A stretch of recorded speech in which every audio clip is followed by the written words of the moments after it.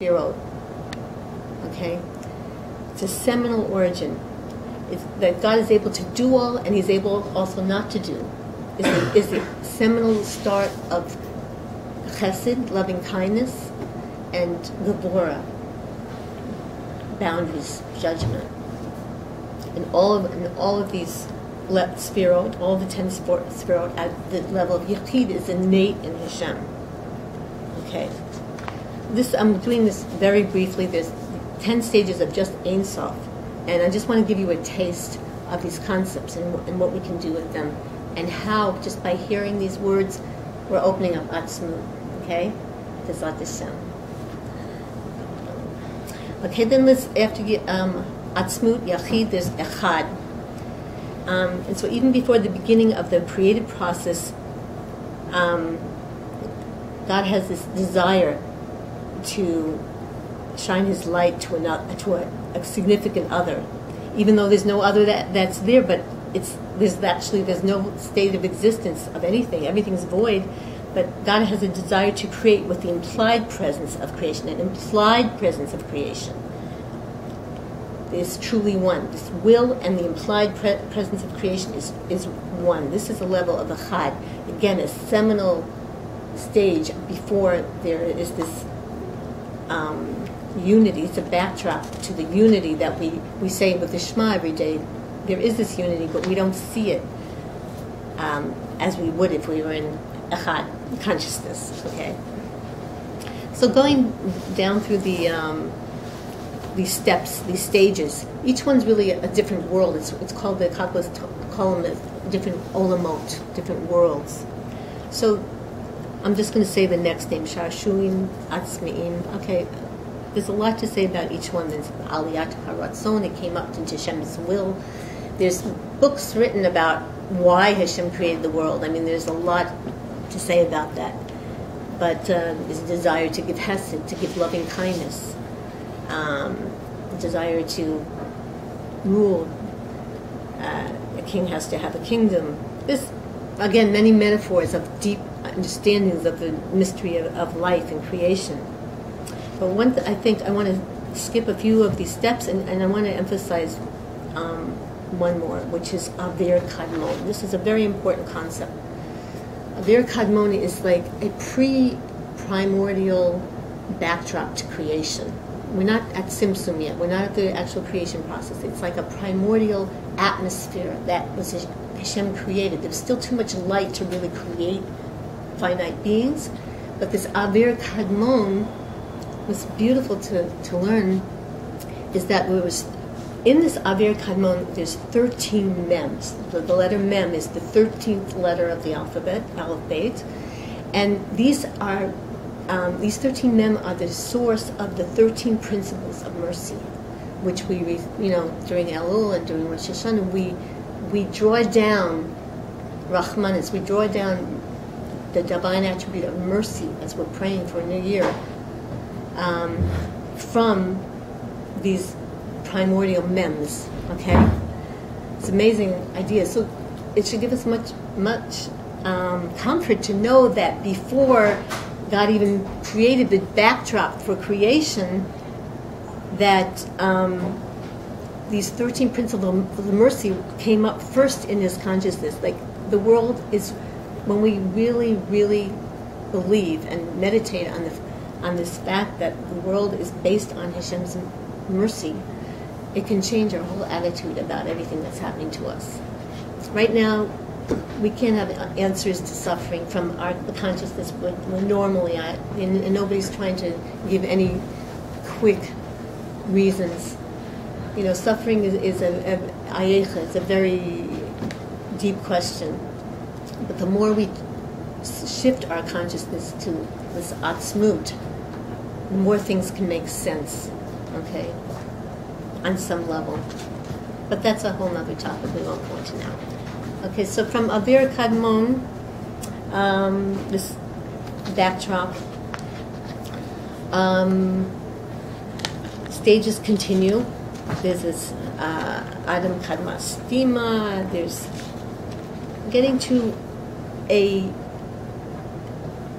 more of a contracted level of light where it's preparation for the present creation. And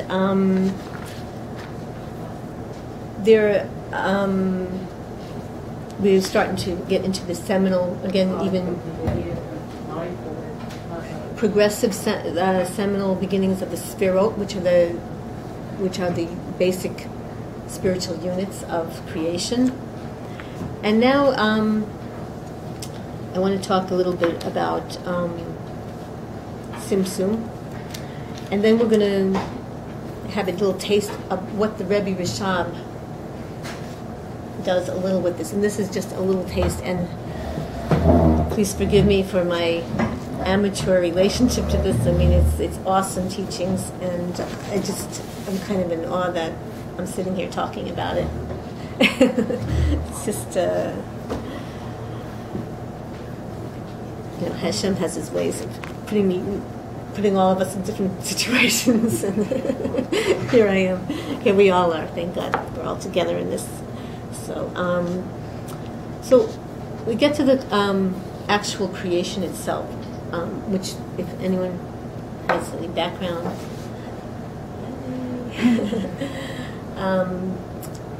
Tzimtzum is what we learn about as the removal, so to speak, of Hashem's light. This is a real paradox again, and this is the subject of many Kabbalistic philosophical discussions on how can it be that God can withdraw his presence from anywhere. God is everywhere. God is one. So what is this whole idea of Tzimtzum? There's like this kiviyachol, this, so to speak, withdrawal of light to create a halal panui, a vacuous space, so that finite beings like us can exist. So this withdrawal leaves what's called a rishima. Like, it's like an impression. It's described by the Kabbalists as if somebody's in a room and they leave, you still feel their presence. So I just want to take a moment to say that I feel this with the great soul of Rabbi Shlomo Carlebach, Zikron Lebracha,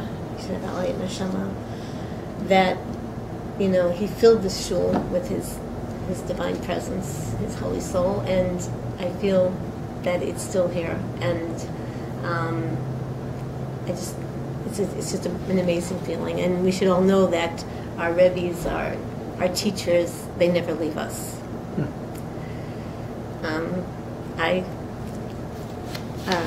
On the 7th of Adar this past year, my Rebbe went to Olam Haba, my spiritual Saba, the Ned Warner Rebbe, and it's been an amazing new relationship, but the relationship never ends. And it's just like Hashem, he made this halal panui, right? And Hashem's beyond gender. It's for everybody who's sensitive to gender here. The divine presence is always with us, just like when someone you love leaves a room. Okay, so after this stage of the Rishimu, the impression that's left, then we have Hashem took a concentration of a line of light and injected it into like this spiritual womb for creation to begin. And this is where things get amazing. I mean, it's all amazing. But we get to the consciousness of the idea of Adam Kadmon. This is the first time the word Adam is used in this whole amazing process, and we didn't even go in depth into all of the 10 stages before. Adam Kadmon is pure divine light, possessing no vessels, but Adam Kadmon's expanse in the Halal Panui has a limit because of the limitation of the Rishimu itself, and the limiting power within the light itself. It's like a real quasi-stage. Most of reality we learn from Kabbalah and Chassidut, all of reality is common denominator, light and vessels. Okay, and we're talking about higher worlds where lights and vessels were merged. It's all one, and now we're slowly getting into this, what we call, what we're trying to experience right now is Seder Hishtalshalut. Seder Hishtalshalut means the Ein Sof, the infinite light, coming and translating down through these stages into the lower, into our world. So by even, God willing, by as we're sharing this learning, we're like traveling through the Seder Hishtalshalut and see how the Rebbe Rashab, maybe you have a little taste of how the Rebbe Rashab, through just using your mind to, as much as you can, to receive the light of his teachings, that you're actually going through this experience of Seder Hishtalshalut, which is an amazing way to open up our Atzmut. Okay? So this is all a journey of. Okay, so Adam Kadmon is really connected to the Yechida. It's called, there's 5 levels of the soul: Nefesh, Ruach, Neshama, Yechida, Yechida. It's like really the quarry of the collective soul. It's really the collective soul of Mashiach. Because really, what this idea of Mashiach, it's not just one person. It is one person, ultimately as a spokesman, but it's really all our neshamas getting it together and coming to like Atzmut and saying this, like really, we're all like totally wedged into oneness of Hashem and oneness of being together. Okay, so this whole idea of Adam Kadmon, I want to pick up now what the Rebbe Rashab has done in one of his mimers, so that we can have a taste, travel through a little bit of what it means to learn this Chassidut, and what a blessing it was brought into this world. Okay, so again, we're just like we've approached this teaching in the very beginning as being.